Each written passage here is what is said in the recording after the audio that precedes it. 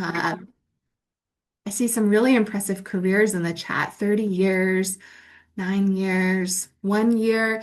And I'm excited to see that there is this big range. We have some kind of newbies to the nonprofit space. We have some that have been here for a long time.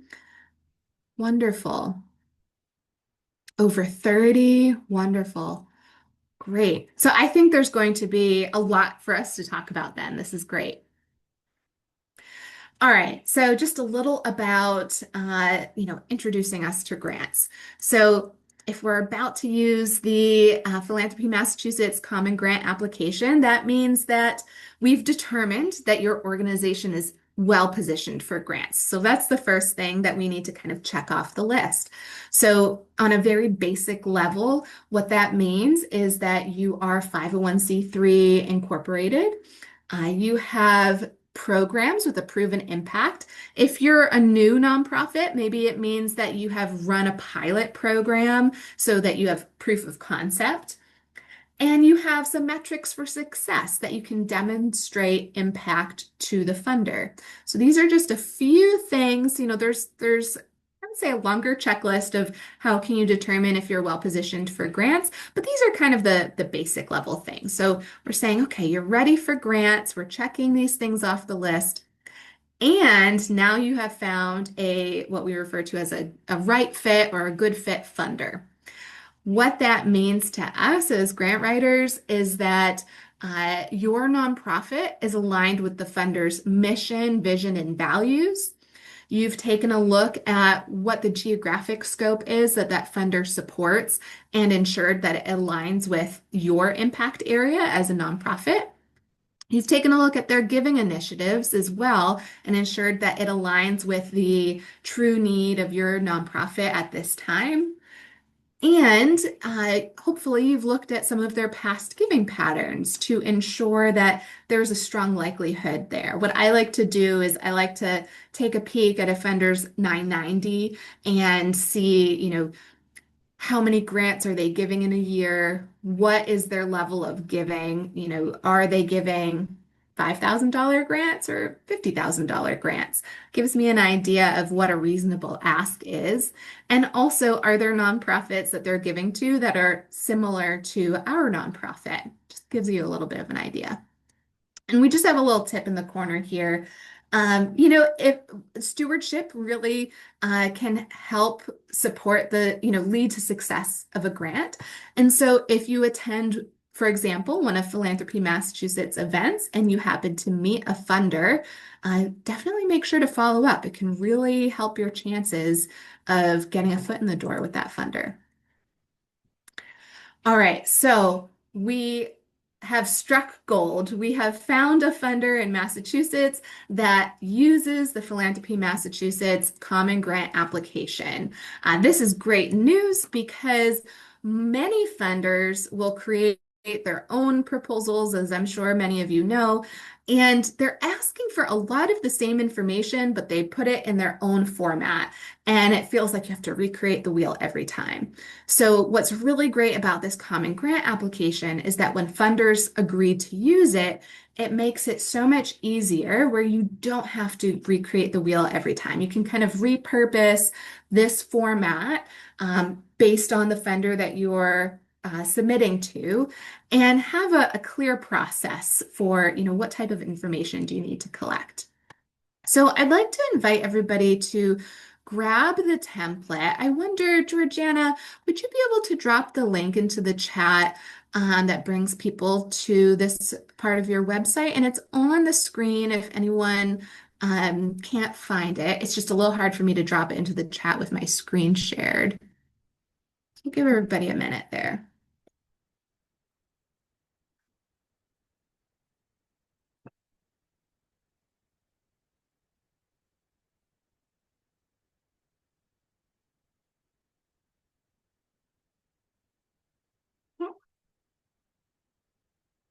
Everybody able to access that? I think Georgiana's at dropping it into the chat shortly.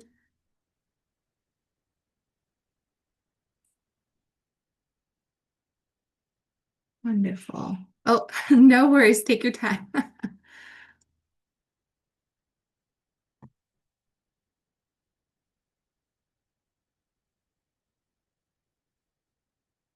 as we're pulling that up, um, just kind of look at our next slide to give us an idea. If you have it up on the side of your screen, what you are looking at, and let's see, awesome. Thank you so much, Georgiana, for dropping that into the chat. If you're still looking for it, just go ahead and click the link in the chat. And you'll see Google, and sorry, I'm working on a different computer today. It's taking me longer to do some things. It's there's the Word and the Google or Google Docs option there. So you can click on them, either one. Absolutely. Absolutely. I'm a big fan of the Google Doc option, myself, just because it makes it easy to save. But yeah, so if you have that pulled up, what you're seeing is, of course, there's kind of this almost like a cover sheet section where it's just the basic information, how many people do you have on staff, what's your address, etc. We're not going to go through all those little details. Those are pretty straightforward. But instead, what we're going to look at are the narrative questions. And there's really 5 sections to it. There's your organization, your community, your program slash project funding request, your impact, and then there's an other section. And we'll talk about, what is our approach to that. So jumping right in, it may be helpful, I will say, if you have maybe a notes document open or a pen and paper, because there's going to be moments where I'm asking you to kind of read through a few things and think about, are there things that you might change, some notes to take? So feel free if you need to open a document and jot down a few notes. This first section that we're going to look at has a few questions involved. It has your organization. Now, the first piece is they're asking us to provide the board-approved mission statement and a brief organizational history. Pretty straightforward. I would say, funders are going to ask for this no matter what type of application format they're using. So this is fairly standard. Then we're going to share your current programs and accomplishments. And we want to emphasize here any achievements of the recent past. So this is a good opportunity to kind of brag a little bit. Share any recent major changes to your financial and/or organizational circumstances. So perhaps you have a new executive director or you have an interim executive director. This is something you'd want to flag. Say your organization is being impacted by federal funding cuts. This is something that you'd want to flag as well. That's a recent major financial change. And then describe what goals, if any, your organization has developed around diversity, equity, and inclusion, and think about how you track progress towards these goals.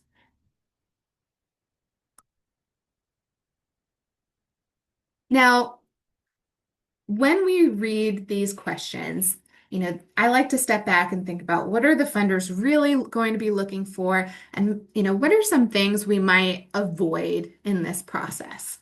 So right away, we want to think about this section almost as an elevator pitch. It's your first introduction to the organization. You want to go into this imagining that they have never heard of you, they don't know who you are. So you want it to be crystal clear and think about it as if this is the very first time that you're meeting this funder. And again, we already kind of mentioned this, but we're talking about any major financial or organizational changes. What I recommend is try to think about putting a positive, spin on it when you can. Sometimes when you say, we're in transition with our leadership, or we just hired a new executive director, we want to assure funders that you're in a solid position. So you might say that you're excited that you brought on a new executive director with a really bold vision for the organization and a plan to take it to new heights. So just try to be positive when you're talking about that if you can, without, being untruthful. I would say really try to avoid using too much jargon or overly technical language. Remember, there are real people that are reading this. So when you're applying to, say, a foundation grant, a family foundation or a corporate foundation, this is much different than applying to a federal grant. If you're applying for federal funding, it is very technical, and they want you to use that technical language. A foundation grant, we're thinking about people who are just everyday people. You want to convince them that what you're doing is important, and you want to use real stories where you can add testimonials, kind of have that warm and fuzzy language, like you're trying to build a relationship with this funder when you're going into this. I will always kind of have an eye as well for acronyms. I see this happen a lot where you might have some common acronyms that are used all the time in your particular work, and you sort of just expect that, well, everybody knows what this acronym stands for. But in actuality, the funder may not. The funder may support your sector along with several other sectors. So if there's an acronym that maybe you're working in the education space, and I'm trying to think of an acronym for the education space, DESE, for example, the Department of Early and Secondary Education, I believe is the acronym. But if you just write DESE, they may not know right off the bat. Hopefully, they know what it is, but they may not. And so it's really important that you're defining the full term, and then you can put the acronym in parentheses and then use the acronym a little bit later on. But always make sure you're defining that. All right. So this is where, and actually, I'm going to pause here before we go into the next piece. Are there any questions so far about this kind of initial piece? I know we have like a comfortable size group today. There's only 17 of us total, so I want to make sure we have a chance, to touch base on any questions as we're going through this. I see a quick question. How do we know if the funder accepts this application and not insist on their online app? That's a great question. And I see that from Kathy. So typically what I find is that a funder will name it right on their website or on their application process. It will say, we use the Philanthropy Massachusetts Common Application format. So it's usually pretty straightforward. I think sometimes a funder, if they have an online portal, it might say, upload your Philanthropy Massachusetts Common Grant app here. So, it depends how they want it to be submitted, whether it's by email or portal, but they're usually pretty straightforward.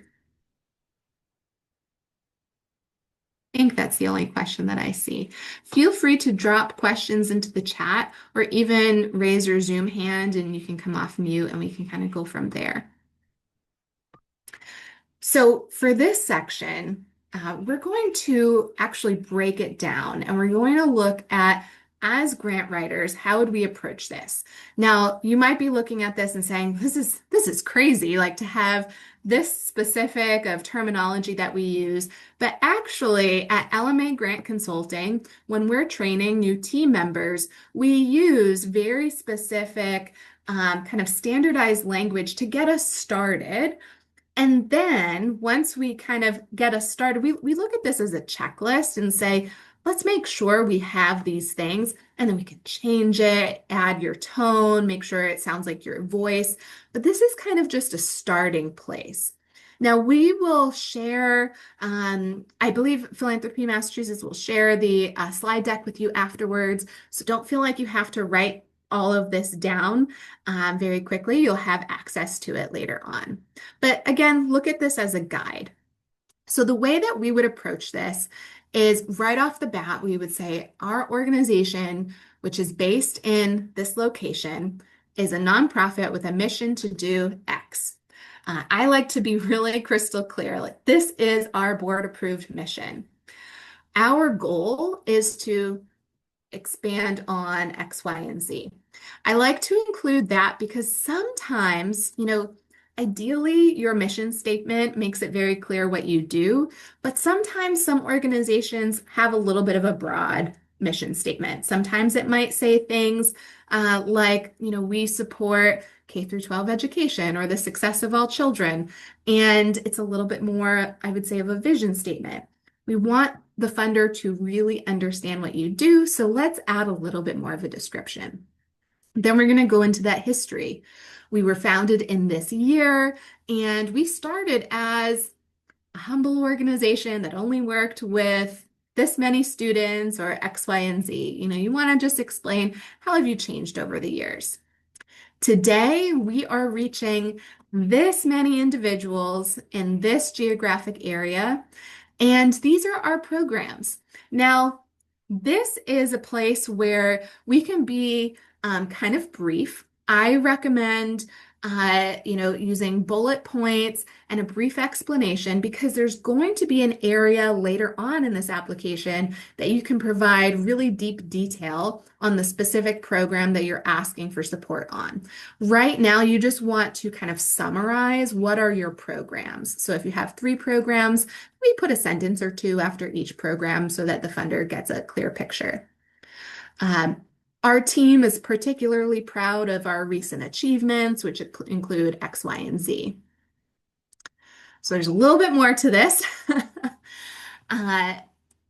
If you have gone through any recent changes, this is where you can include it. If you haven't gone through any major organizational or fiscal changes, you may not actually need that part for this question, but this is recognizing, again, if you have financial or organizational changes. I like to then, kind of as we talk about how can we look at that positively? So maybe since we've had, for example, our new executive director, our organization has had these positive changes since then, and they have enabled us to do X, Y, and Z. Operationally, our organization has, and again, this is kind of still going into any organizational shifts. So it has experienced noticeable shifts within our structure. Again, this is kind of templated language to help you get started. Sometimes you might look at that blank page and feel like, how do we talk about these financial or organizational changes? So look at this as a starting place, and then you can kind of add in your own tone. This last piece goes into that last question about diversity, equity, and inclusion. And so remember, we are answering a question about how are you committed to DEI, and then how are you measuring that success? So make sure that you're answering that piece as well. So we track progress through these metrics. Now, what we're going to do is I'm going to drop this link into the chat. We're going to, let me see if I can pull the chat up while I'm sharing my screen.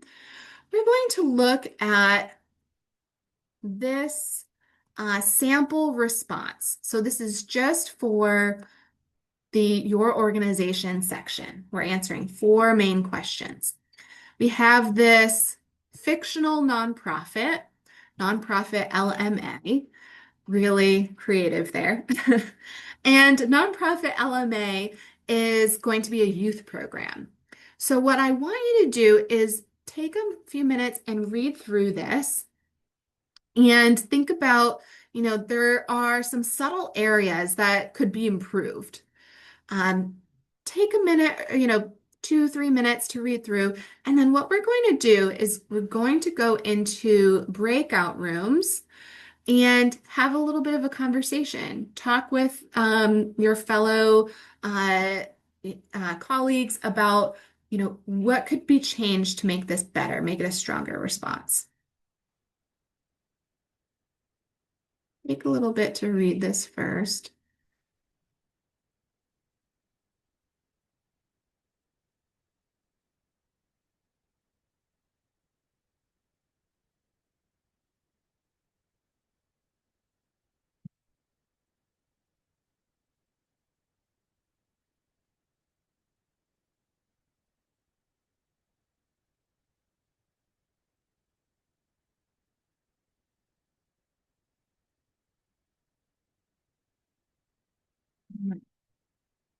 I realize some of us are probably still reading through and thinking, but I'm going to go ahead and send us into breakout rooms so you can continue to kind of brainstorm, but alongside your fellow participants.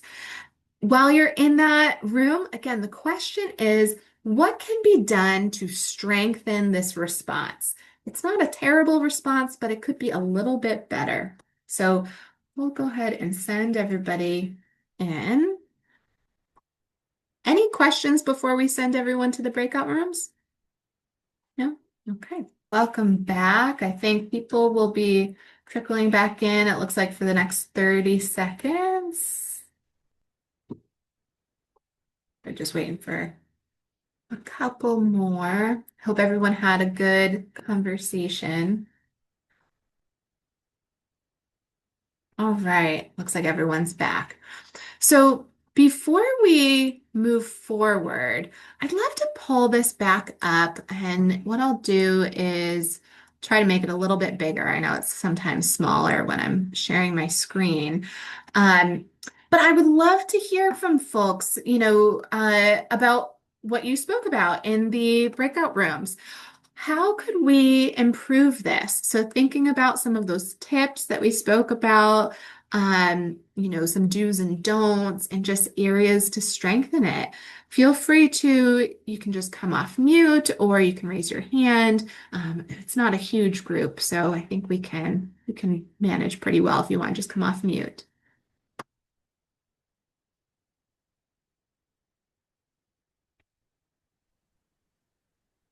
Ahmad, do you want to go? Didi? Yeah, I mean, I think you can talk on our behalf, on our group one. Oh my goodness, Shilpa. I was counting Sorry, on did I put you on the individual spot? group. No, okay. I'll try to reconstruct what we discussed. Yeah, so we had a great group. It was a nice exchange, some good ideas.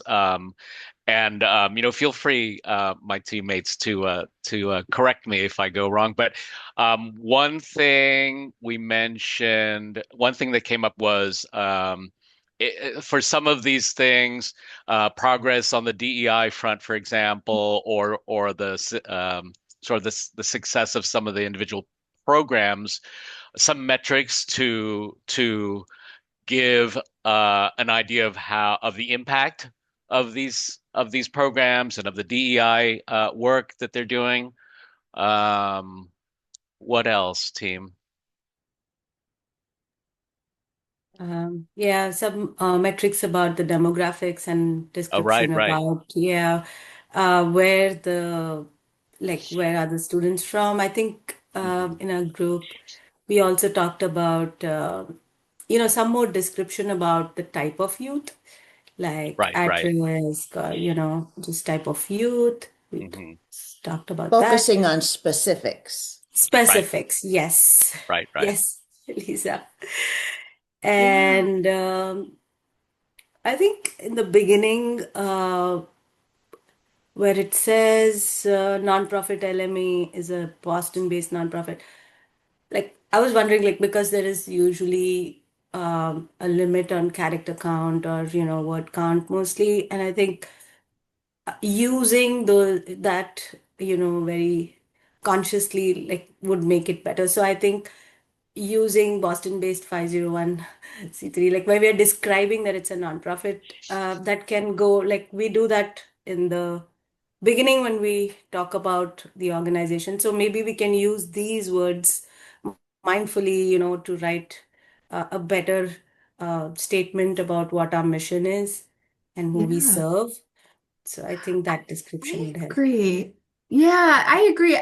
When I read this, it feels kind of flat. Like it Mm, doesn't feel very punchy. When I read a grant application, I want to be inspired. I want to feel moved and feel like whoever's writing it is really passionate about what they're talking about.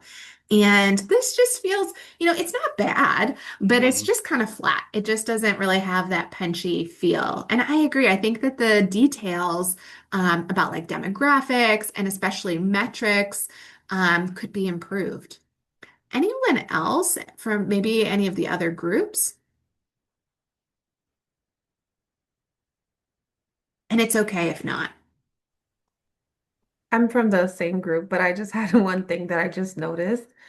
Um, where it says they started by serving one middle school in Dorchester, and then it says today now the nonprofit reaches 1,200 students. I feel like again, including like some stats or something that says like how many schools they serve now versus like how Mhm. many students. Schools versus students. Yeah, the measurements don't align. First we're saying one middle school, there could be 1,200 students in one middle school. We don't know, how many schools are we now surveying? Absolutely. I also want to know more about this middle school. Why was this important? What was impactful? How did it then grow? Yeah, absolutely. So again, not a terrible response, but could be improved a bit. Excellent. So I'm gonna pull my screen down for a second because I want to make sure I'm sharing the correct screen in a moment. Let me go back to our slide deck. I think we kind of hit the nail on the head with some of these things. And so now you kind of have an idea of, okay, what types of things are we going to look for? Our next section, we're really going to be looking at the need. Now, this one we'll also look at in a breakout room. A little bit later, we're actually going to look at two sections at once in the breakout room, and we'll have a little bit more time, but we'll get to that in a little bit. So moving on to this next piece, we're going to talk about your community. So there's three questions involved in this section. First, we're going to say briefly describe the opportunity, challenge, issue, or need that your organization works to address and for whom, including the socioeconomic status, race, ethnicity, gender, sexual orientation, age, disability, and language. So think of this, and funders sometimes frame this as what is the need statement and who is the audience? So, what's the challenge, the problem that you're addressing? Then you're going to think about any collaborations. So if you're working with other organizations or if you're in a coalition to advance this work, they want to know about that. And then we're thinking about the community-driven piece. So how does your organization listen to or involve constituents of the community? So one way that I like to think about this, and oops, it looks like we actually skipped over. My apologies. There was an extra slide in there. One way that I like to think about this that actually isn't necessarily written right here is if your organization didn't exist, we're thinking about the need. If it didn't exist, then what would happen? If nobody was addressing the problem, the challenge that you are addressing, what would be the outcome to your constituents? And then why is it important that you're doing what you're doing? Then, something that funders are really looking for. So we're kind of reading between the lines here. It's not asked in this question, but something we want to think about. How do you address this particular need differently than similar nonprofits? So, for example, when I think about the nonprofit space, I don't think about it in the form of competition, but for this example, we're going to kind of look at it like that. Um, if you sent in an application to a funder and they have your application on their desk, and a similar organization also sent in an application, Why are they going to choose to fund your organization over this other nonprofit? Now, ideally, in the nonprofit space, maybe you're collaborating with that organization. Nonprofits are very collaborative. That's kind of the hope. Again, I don't love this idea of competition in the space, but in reality, when we're thinking about funding, you need to be able to show how you're different and why it's important that what you're doing stands out. You also, again, you want to dig into that community-driven piece. Now, some things that I would avoid is using outdated data or sources. You know, a need statement is a great place to pull in some data to prove your point, but just make sure it's relevant. Again, just a reminder, you know, avoid using overly technical language or jargon. Make it easy for anyone to pick this up and understand and be convinced that this is a serious need. So let's take a look at how we might break this down. When we approach a need statement, I like to use this language that your organization meets a critical unmet need and then describe what that need is. So really pointing out that if it weren't for you, this need would not be addressed. And then again, you know, it's not written there right in the question, but we're sort of reading between the lines. Consider what would happen if this need wasn't addressed. Then going into the details about while some programs exist to do this, we are unique in our approach, and then we'll explain how. To further advance our mission, we partner with these organizations.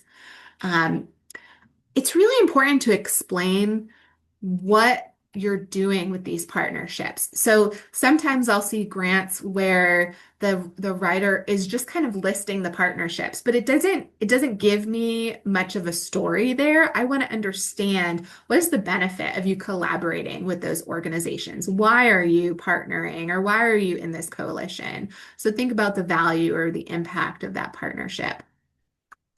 And then addressing that last question is, you know, ensuring that you're community driven. We're involving our community in the development of our programs, and you do this. Now, if you're reading this and you're thinking, oh boy, we don't incorporate our community, this could be a moment for you to step back and have a conversation with your team, because you do want to think about, you know, you're meeting the needs of a specific constituent base. So you want to make sure that you understand the need correctly, and so that you're incorporating feedback from your community and that your community has a seat at the table when you're determining what your programs are. So very similar to what we just did. Let's pull up, I'm going to drop this link into the chat if I can find my chat button. I'm going to drop this link into the chat, and we have an example here. So we have those 3 questions for this section. It's a little bit shorter. We'll give you a couple minutes just to read through. And very similarly, just think about how could this be strengthened?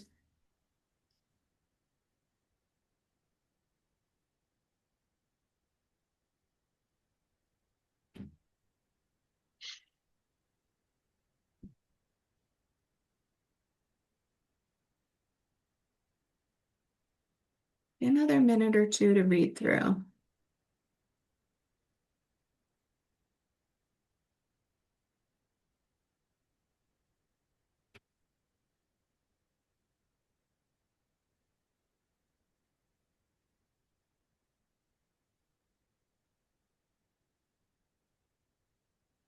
All right. So what we're going to do is I'm going to send you into the breakout rooms again. We'll do 8 minutes again.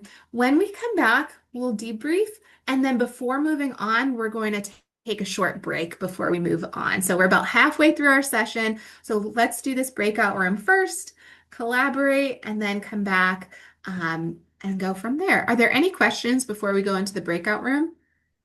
No?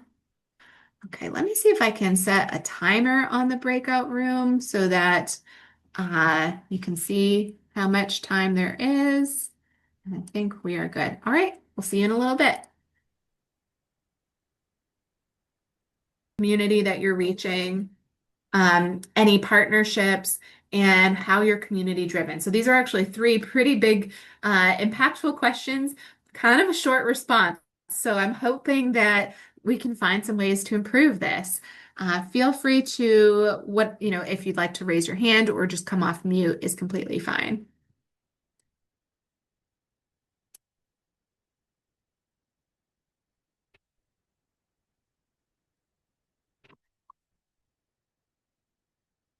I'm also I'll happy to just jump call on in. people.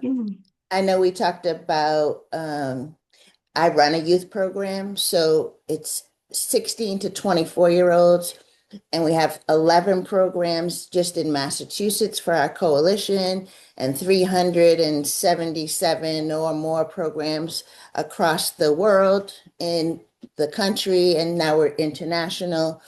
And I've never wrote a grant where I talked about, while some programs exist to, I've never talked about those other programs.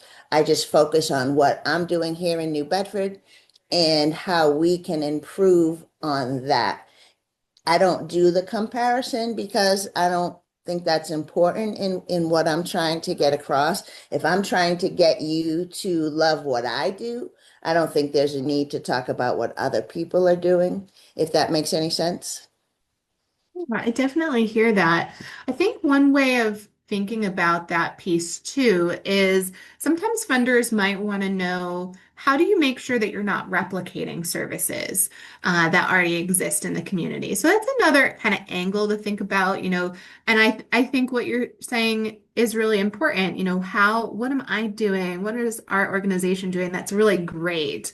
So, Right. It's a I little think there's different ways for of us in framing that it our that's, youth build yeah. programs have to run the same way with little Yeah. differences. So it's more about showing how we do it differently than the other Yeah. youth build programs. We're still modeling the same youth build principles, but this is how we approach the subject, if that makes any sense. So it's not about duplicating because we're all doing the same thing, but how do we do it better? Yeah, Right. absolutely. And I think that's a great framing. How are we unique? How are we doing this Mhm. even better? Absolutely. Yeah, I mean, Um, maybe how you're doing it better in order to serve the needs of your mhm. community versus other communities could have different needs. Yeah, absolutely. And I think that's actually a really great point because in this question, we're talking about the specific demographic that you're reaching. So you can say, we are unique in the sense that we are created in a way that specifically meets the needs of this particular demographic. Maybe it's the language needs, maybe it's an access question. I think that's a great point, Tammy. Anything else?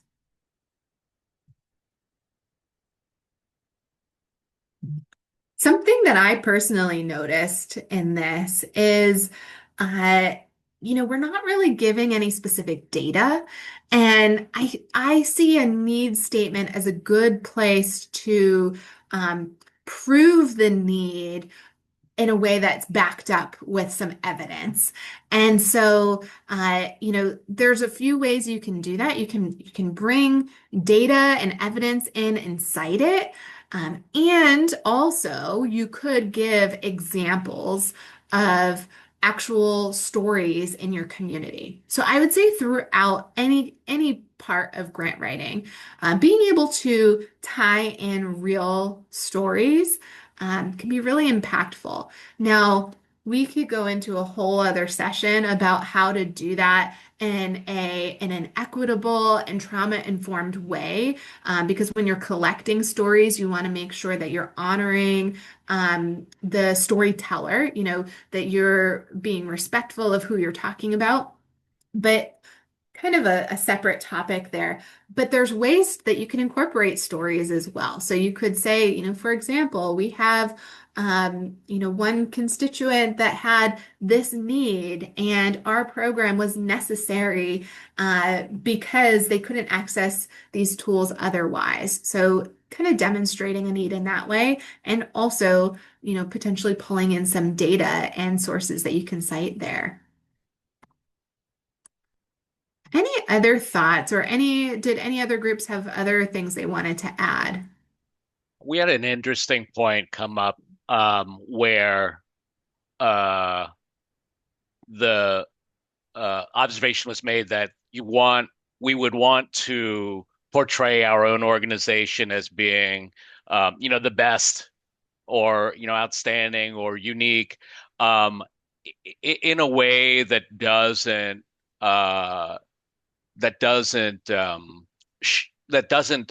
show other programs in a negative light, which doesn't come across as aggressively like competitive, or what is your guidance on that, Lynn? Yeah. I think that's a really great point. Again, there's this fine line between showing that you are the one that the funder should choose without coming across as aggressive or competitive. So something that you might want to think about, or a framing, is do your services complement other services that exist in the community? So again, thinking about, rather than replicating existing services, how does your program complement maybe other programs that your constituents might already be reaching? And again, kind of building on, we are unique in the sense that we provide our programs for this particular language, or maybe your programs are accessible regardless of ability to pay. That's something that a lot of organizations are thinking about. How can we offer these programs for free? So, I think using that language of how it's complementing existing programs in the community is a great way to frame it. Yeah, great question. Sorry, I had a Yeah, couple go of points. Yeah. One is like maybe we could mention some or refer some of the research that's available Yeah. on the existing geographical area we serve, and the impact. There are a lot of reports and research that's there. I think that those data points can help us describe our programs better and why the need with, Yeah. and then I feel like uh, in the third paragraph, I think we talk about partnerships with local schools and community, but we don't mention the names, which ones, and Mm, that would have been a better like way to talk about, like, we are informed, we know who does what and how we, yeah. like, why we are partnering with these people. And lastly, I think the last paragraph, to ensure the work about truly community driven involving. I think, how do they do that? Like, a little bit knowing about how do you do it, because my organization, usually BCNC, we serve immigrants and we have a lot of programs, but um, English is not the first language of the people we serve. So there are different channels through which we communicate with our participants. So, how do we do it? And then what is the impact of that? Maybe some kind of person. I feel like those could have enhanced this section better, like, described it Yeah. better. That's my view. And we discussed this in Absolutely. our group one. Yeah. Absolutely. Again, this section, it answers the questions, but I would say in a very surface level way. I think almost in all areas it really could be expanded on. I think you hit a lot of the key points, Shilpa. I think using metrics, defining these partnerships a little bit more, like who are the actual partners, and talking about what you said, like adding more information about the how for how are you community driven and talk about, how is that participation happening.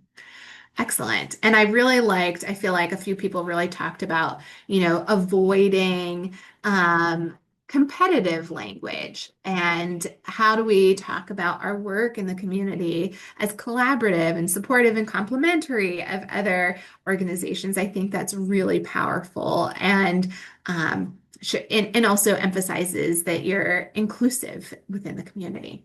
So let's pause there. We are a little over halfway through the session. Let's go ahead and take a 5-minute break. Feel free to go get some water, move your legs, get a snack, whatever you might need. I am going to set a timer on my end of 5 minutes. Feel free to turn your camera off. Right now it's 11:17, so we'll come back at 11:22. We'll see you then. And Lynn, when we come back, there were 2 questions in the chat that sort of Right. work together. One about character limits on applications other than this one, obviously, where they want you to answer pretty much everything in one answer. And then citations, which kind of ties into that character issue too. So, Great. great. Great. Absolutely. Thank you.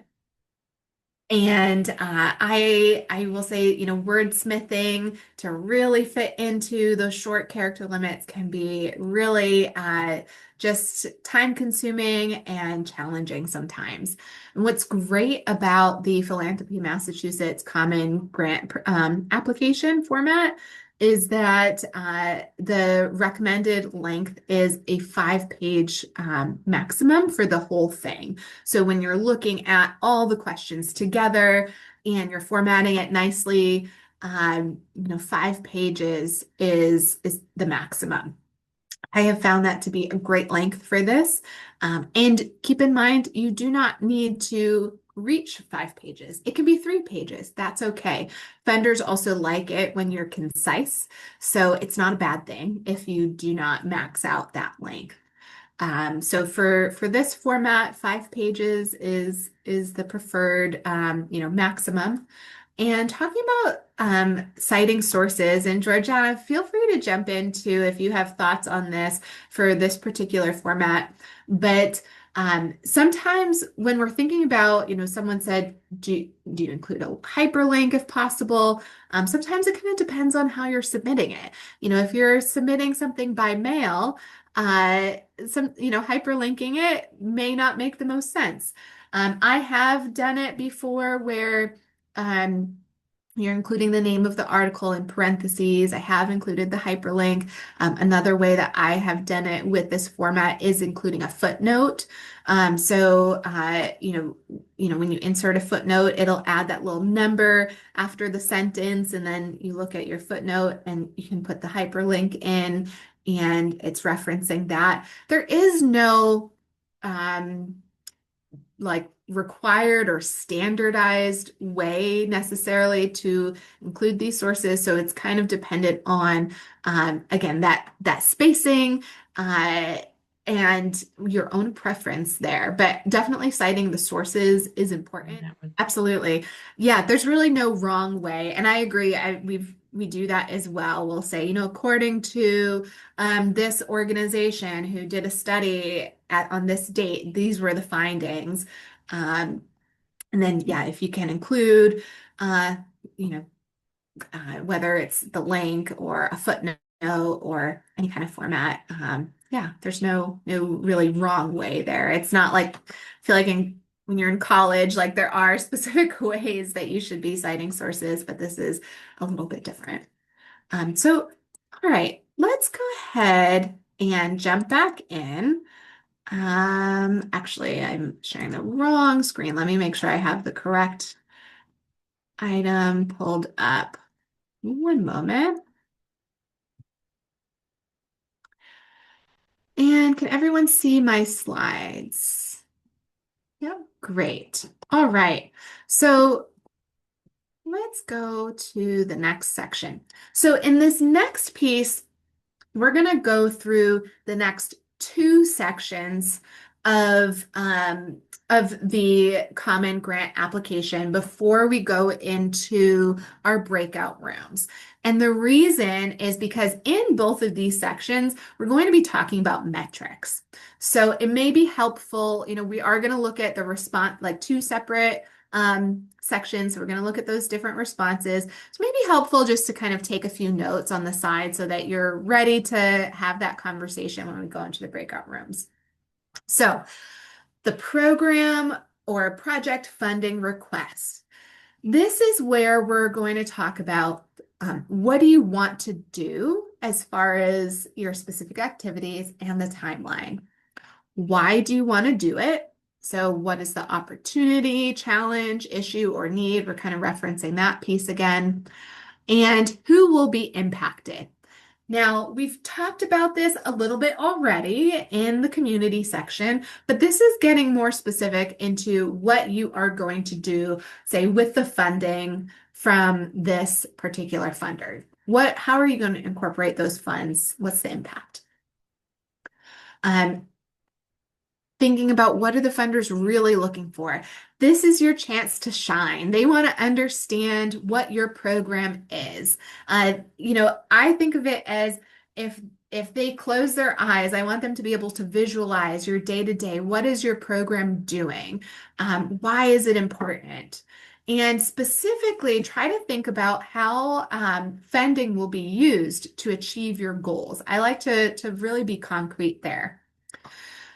And again, we talked about this a little bit before when we were looking at one of the responses, and we said, why, this doesn't feel passionate, but this really is a great opportunity to show that passion, show the excitement for your work.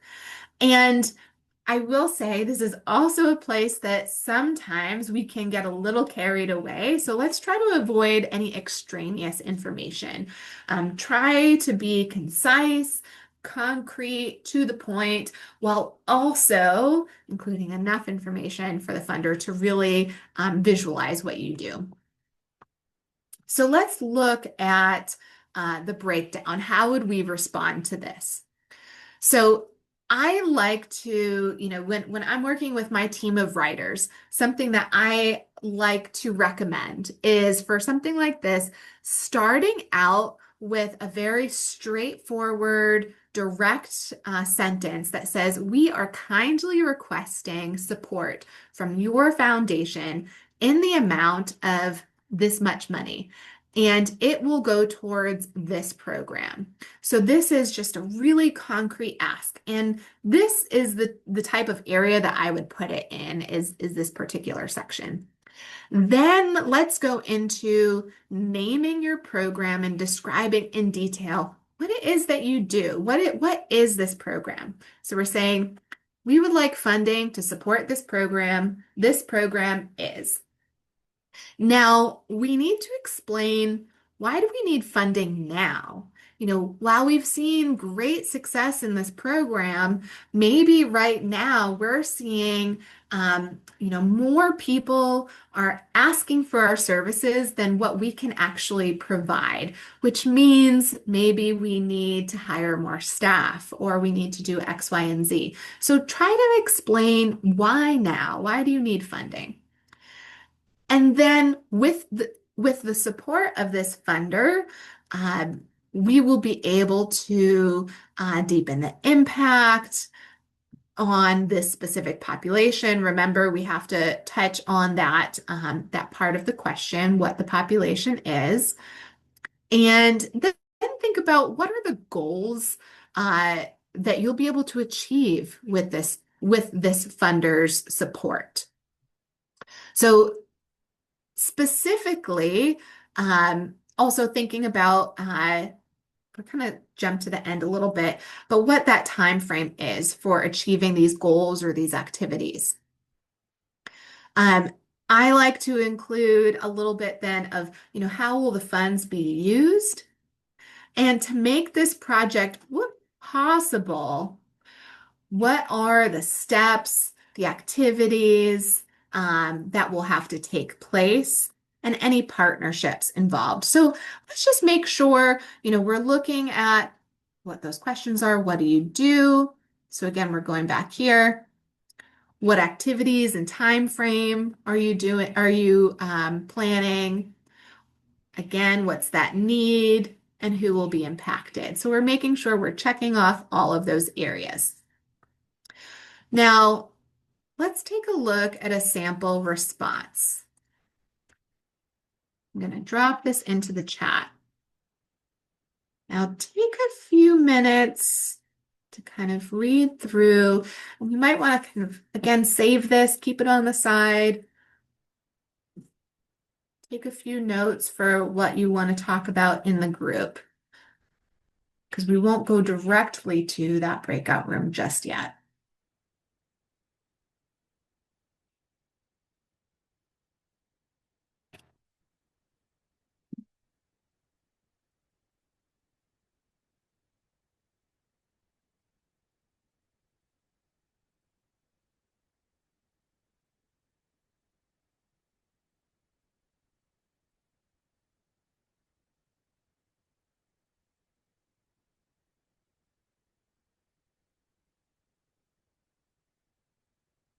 Do another minute.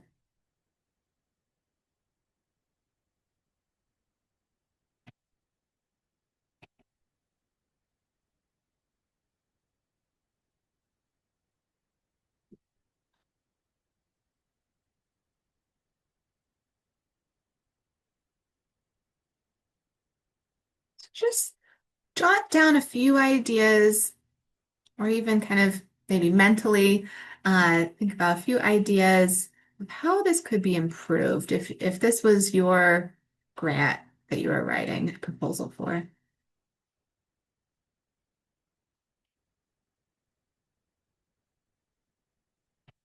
All right. And we're going to kind of hold on that piece for a moment. And we're actually going to combine this with our next section before we go into a breakout room. So this next section, we're going to talk about your impact. So what does success look like? How do you track success? How do you know you're moving towards it? So what funders are really looking for when we're talking about goals, metrics, success, we want to think about SMART goals. So SMART goals, we're thinking about specific, measurable, achievable, relevant, and time-based. So we've all kind of heard that acronym before, but this is really important, both with goal setting and with metrics for success. Now, we also want to make sure that we're explaining to a funder, how do we know that we're successful and how are we measuring that success? So what is the actual tool for success? I'd like to think about this section as another great opportunity to share some real stories. So it's not in the prompt necessarily, but I think about the impact section as a great place to show recent impact and saying, this is a recent story or these are recent metrics of success. Use a combination of both as well. Show metrics, show testimonials, include qualitative and quantitative. I would say something to avoid is metrics that maybe don't align with the specific success of this program. So, sometimes we might say, well, we want to make sure that we get good feedback on a program. Yes, that's important, but also let's show the direct impact. We want to show maybe increased graduation rates. We want to show, that a specific skill is learned. So when we're talking about this, pretty straightforward. For our organization, success means, and then we're going to list the SMART goals, and where we can include both qualitative and quantitative goals. To measure these goals, this is our process. We collect data in this way. Recent examples of success include X, Y, and Z. So very straightforward. let's go ahead and look at this example. We're going to drop this into the chat. You can take a look at this.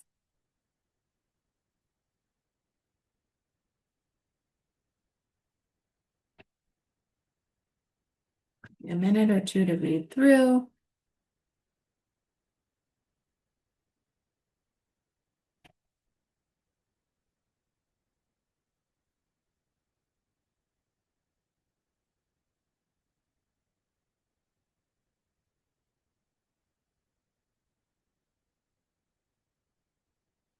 All right.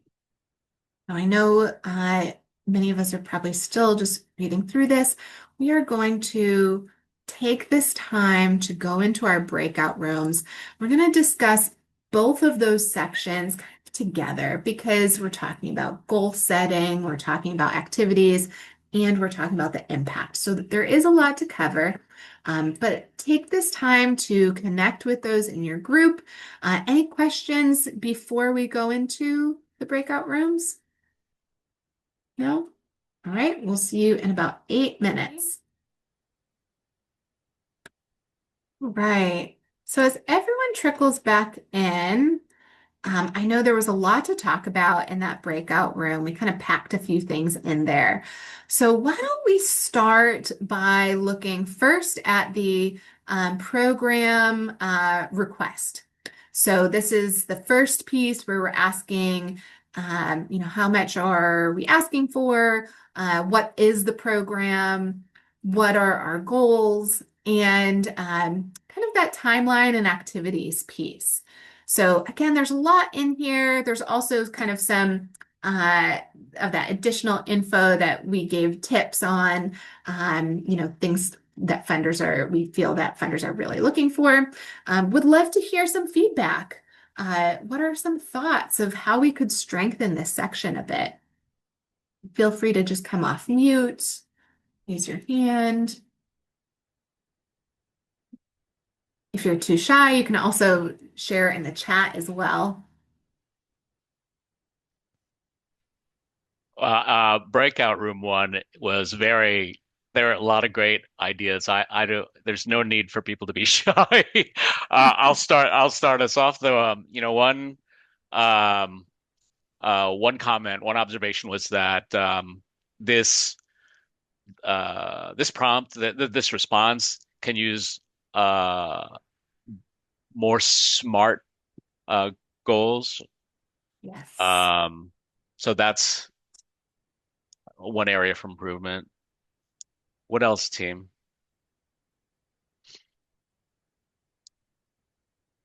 They're asking for like $75,000, but they don't really specify.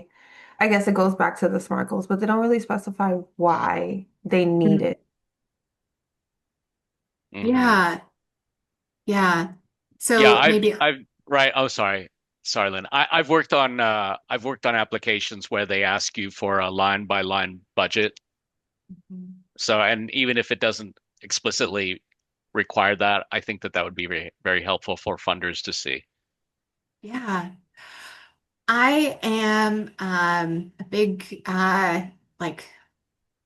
supporter of being really detailed when we're Yeah. talking about the money. When I read this, even looking at where it says funds will be used towards mentor training, part of me, it feels a little vague. Yeah. What does that mean? Are we paying the trainers? Are we I see here that we're also talking about staff time and materials. So for me, I want a little more information. Mhm. You know, I agree, having a detailed budget breakdown, maybe we'll have the Philanthropy Massachusetts budget attached to this. But honestly, it doesn't hurt to have a little bit more budget detail in here of, what are we asking for sure. Anyone else?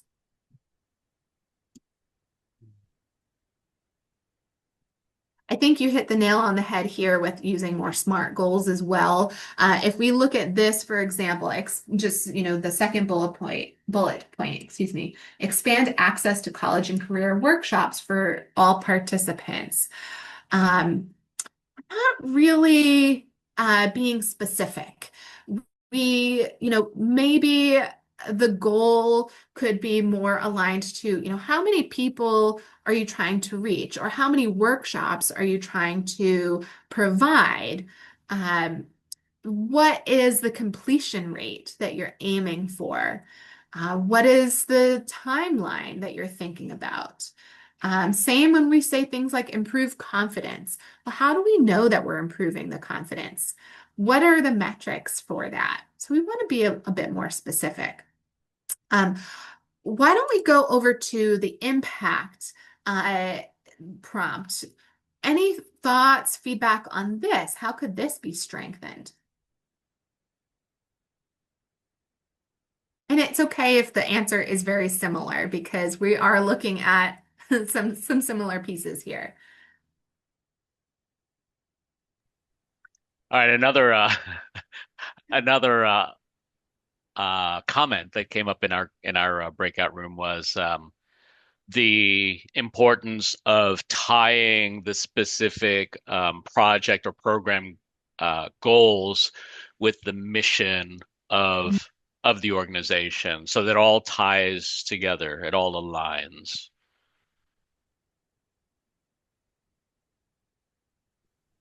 Yeah, I like that. I'm going to add that as a comment here. Great. Anything else? Do we feel like all three of these metrics would be considered SMART goals? No, Yeah, definitely. no, not at all. I think in our group we also discussed about like how these goals, sorry, the outcomes should be very specific as well, Mhm. tying into like, are we achieving the goals that we have stated in the previous question, and then are the outcomes aligning with the goals that we have specified earlier? Yeah. Ah, how can we tie the And goals, the outcomes? yeah, and a little bit about like more detail about like how we track it, like what is the system we use? Do we use any platforms? How do we collect that information from our constituents? How do we I think some more detailing Yeah, is required here. Also, staff, how many staff? Who is yeah, this? Who is this person? So, and through which, also I think it can be helpful if we mention, like, by the end of the program, are we going to measure all these outcomes, or is it throughout, or is it a process? We want to do it while we are, running this program. Is it just one time thing? Or, I think the qualitative yeah, thing can keep happening throughout. So I think that specific is also missing there. Actually, I had a question yeah, about uh, about the project in the program and project funding yeah. document. We talk about the like there is in the question it mentions about the need, the opportunity challenge Mm, issue on need, and this need is like something that we've written earlier about. So yeah. I when I write it's like, oh, there is need about the organization and need of this program, the whole program by itself, and then there is a need here. So how do I Hmm. distinguish that and be very smart about, like, the word count? And there are too many things, like, right, too many Yeah, criteria to be followed, word count, and then just fit in this need. So I had that yeah. question. Yeah, and this is really thinking about like the need for this specific fund. So it's going a little bit deeper. The need for the program earlier was kind of the big picture. Why should this program exist? So now, why do you need funding to support this program? Maybe it's to sustain the program, and that's okay. Like we need funding to sustain the program. Or maybe you need funding to expand the program, or to grow capacity. So, earlier we talked a bit about kind of the big picture need for the program. Now we're talking a little bit more about specifically right now, this is what our need is. Does that make sense? It is a little repetitive, but it's kind of digging into the specifics a bit more. Yeah, I think the problem arises when it's an existing program and we have like spoken about that program, described it overall, in the Yeah. beginning. And then when we want to like, when we reach this question, we want to write Yeah. about this question, and there will be some kind of repetition. Yeah. So yeah, I think And that does happen. thank That you. does happen in grants. Yeah. You're right. I see it a lot in even in different types of proposal formats where I'm like, oh, I feel like I answered this already. So then you have to think about how can I do this a little differently so Differently, yeah. that so it's still it's not too repetitive. Since we only Yeah. have a couple minutes left, I do want to just skip ahead to kind of our very last piece, and this one will be very brief. We won't even go into breakout rooms because I think it'll be really obvious for us and we can talk through it together.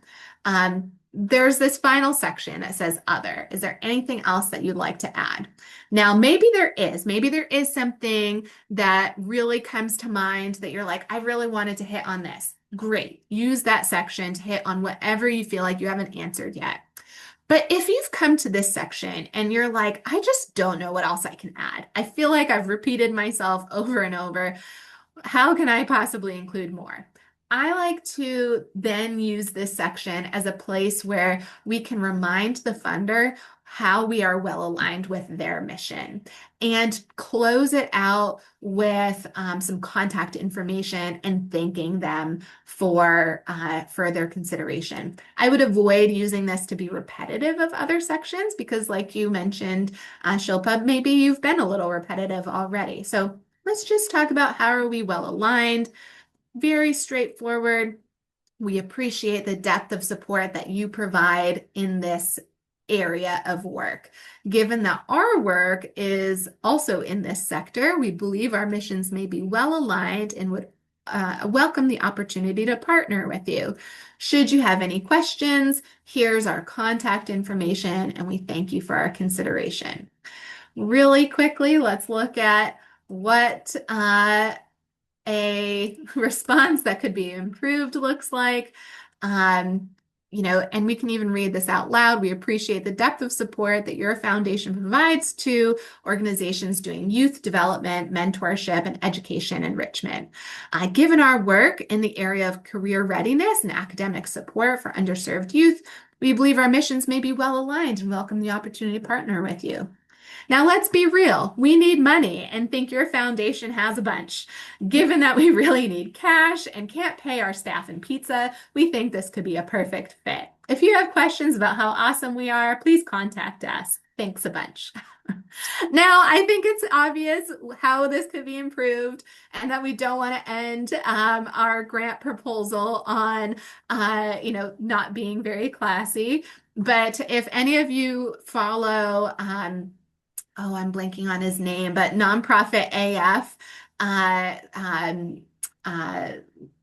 Vu Lee, I almost forgot.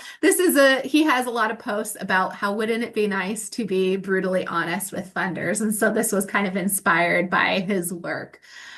So this is a really kind of an obvious and funny way to end it.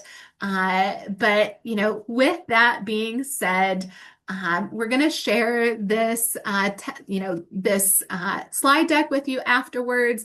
There is an example that you'll find in here of a strong response. Even with the strong response, I'm sure you all are pros now. You'll find other ways that this could be improved, but this really combines everything that we've worked on today, but with a little bit of improvement in each of these sections, adding smart